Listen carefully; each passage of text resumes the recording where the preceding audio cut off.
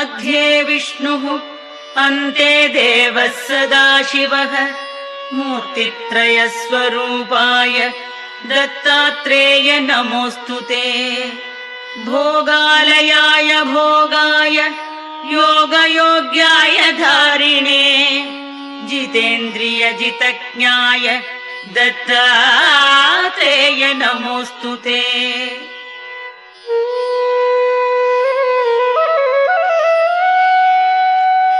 दिगंबराय दिव्याय दिव्यरूपधराय च सदोदित परब्रह्म दत्तात्रेय नमोऽस्तु ते।